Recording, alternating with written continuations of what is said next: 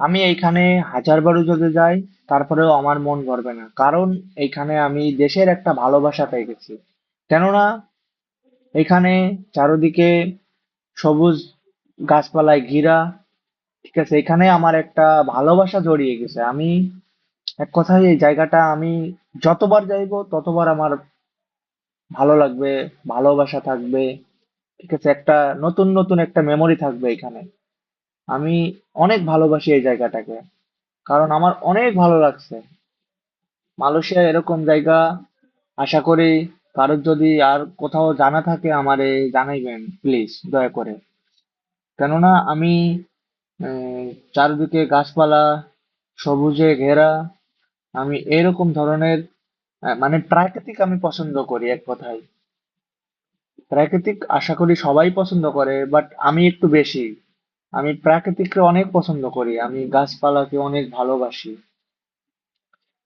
এরকম কোথাও আর কোথাও জানা থাকলে কেউ আমাকে বলবেন প্লিজ। দয়া করে আমাকে বলবেন, এবং আশা করি আমি সেখানে যাইবো, এরকম উপভোগ করবো এবং নতুন নতুন ভিডিও নিব, যাতে আমি উম, সবাইকে দেখাইতে পারি পরবর্তীতে। আপনারা আমাকে বলবেন, ভাই এইখানে এরকম জায়গা আছে, আপনি আসতে পারেন। বাংলাদেশে এরকম জায়গা আছে, উম বান্দরবন। বান্দরবনে পাহাড়ের উপরে এরকম অনেক আঁকাবাঁকা রাস্তা, চারো সাইডে গাছপালা, সবুজে ঘেরা।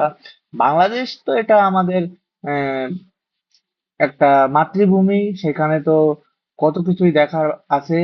কিন্তু সেই দেশে তো আর থাকতে পারছি না, কাজের অভাবের ক্ষেত্রে আমরা আসছি মালয়েশিয়াতে।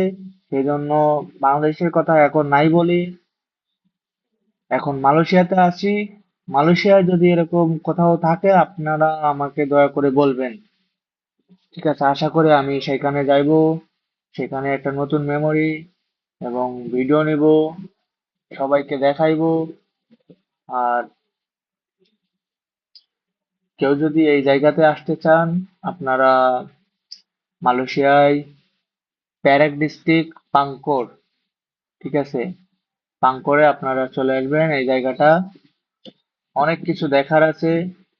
আমি স্টেপ বাই স্টেপ আপনাদেরকে আমি এই ভিডিওগুলো আমি পোস্ট করে দেখাইবো। সাথে থাকবেন আমার। ধন্যবাদ।